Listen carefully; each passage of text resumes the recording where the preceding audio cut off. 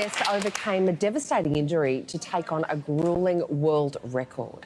Steve Plain was left paralysed at a Perth beach in 2014 after being dumped by a wave while body surfing. He suffered what's called a hangman's fracture, damaging vertebrae and his spinal cord, and doctors thought he might never walk again. However, Steve, he had other ideas. He made a full recovery, and a couple of months ago he joined us in the middle of his world record attempt to climb the world's 7 highest mountains in 126 days. He did it in 117 days. Yeah. You stuffed that up, didn't you? And he joins us now.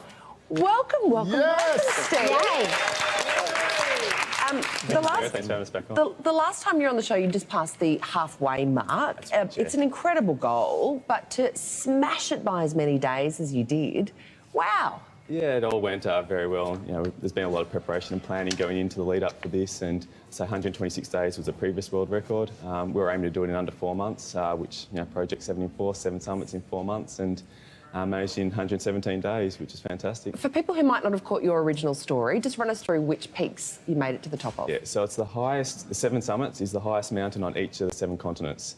So we started in Antarctica, Mount Vincent down Antarctica, back in January. From there we went to Aconcagua in Argentina, Kilimanjaro in Africa, Carstensz Pyramid in West Papua, ducked back into Kosciuszko, which is one of my That was a really tough one, wasn't it? That's the hardest of all. And Elbrus in Russia, Denali up in Alaska, probably the hardest, literally the hardest of them all up, up there. And then finished on Everest a few weeks ago. Oh, unbelievable. So two of my friends just did the hike just to base camp at Everest, like the bit where you actually start. And for them, just getting to the bit where you start was the hardest thing they had ever done. And they're, you know, like full, they've never broken their necks. How did it feel? Like, what was the most impossible part of it? Or was it? I guess because we've done, obviously haven't just started straight on 7 summits. For a number of years now, I've been doing a lot of practice expeditions, building up on smaller mountains, doing a lot of training with professional mountain guides. So once we actually got to the start of the 7 summits, I was, you know, feeling pretty confident. So you just cruised, oh, I did Kosciuszko, I can do Everest. In a way, yeah. Like I say, even just getting to base camp, where you got an altitude of, you know, 5,300 metres. The oxygen at that level is about 50% of what is at sea level. Yeah. And so even just getting that level is, you know, incredibly gruelling.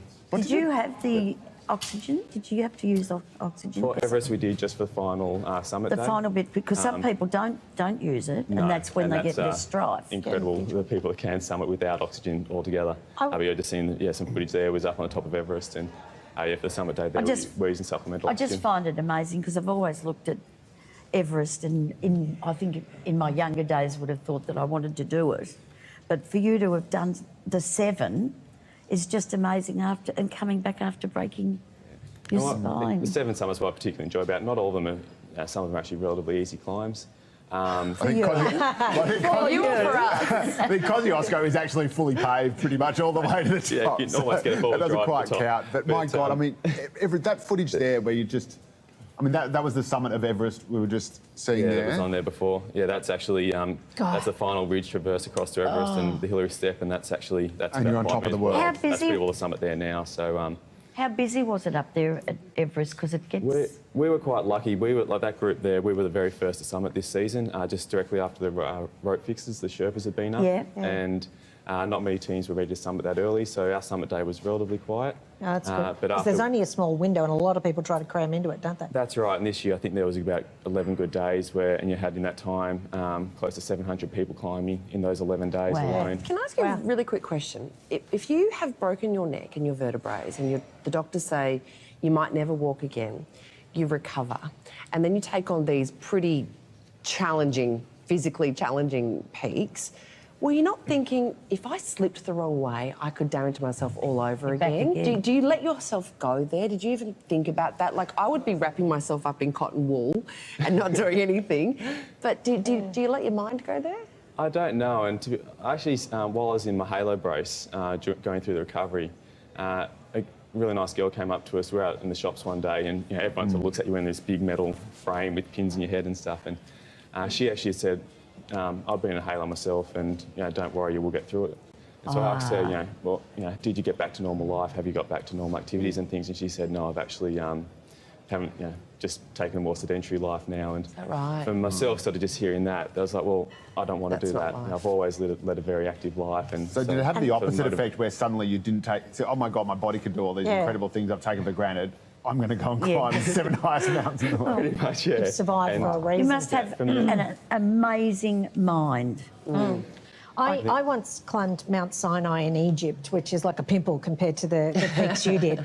And I had a hard yakka doing that. And I kept thinking, if Moses can do it to get the 10 Commandments when he was 70, I can get up there. What got you through? Was it some of the causes you were raising money for? Was that something that kept you going? Yeah, that was definitely, there's been incredible support. And through Project 74, trying to raise awareness and funds for Surf Life Saving WA.